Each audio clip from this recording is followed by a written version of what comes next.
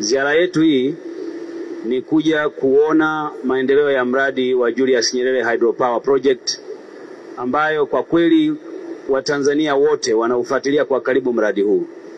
Kama mnavyofahamu, tulianza mara ya kwanza, tukapata mashine ya kwanza baada ya kuwa imekamilika mwezi wa pili mwaka wa jana.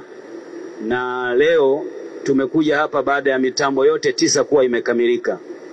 Chukua nafasi hii kwa kweli kumshukuru sana Mheshimiwa Dr. Samia Suluhu Hassan, Rais wetu wa Jamhuri ya Muungano wa Tanzania, ambaye amekuwa na msukumo mkubwa sana kwenye mradi huu, kwa sababu aliupokea ukiwa kwa kweli 30% hivi wakati wa utekelezaji wake, na kwa kipindi kifupi cha ndani ya miaka 4 ya uongozi wake ameweka historia nyingine ya kukamilisha huu mradi kwa wakati.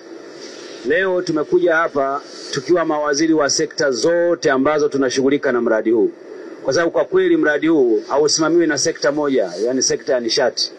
Unasimamiwa na wizara mbalimbali, kuwemo wizara ya maji wanaoshughulika na masuala ya maji, wizara ya mazingira ambao wanashughulika na masuala ya mazingira, wizara ya fedha ambao wanashughulika na utoaji wa fedha, wizara ya mipango ambao wao kazi yao ni kupanga na kuweka vipaumbele kwenye miradi ya maendeleo kwenye nchi yetu. Tumekuja leo tukiwa wenye furaha kubwa kwamba sasa mitambo yote 9 imekamilika, inazalisha umeme, na nafurahi kuwajulisha Watanzania kuwa ile ndoto ya kuwa na umeme kutoka kwenye chanzo hiki kikubwa hapa Afrika, yani kwenye bonde la mto huu Rufiji, imekamilika baada ya msukumo mkubwa wa Mheshimiwa Rais.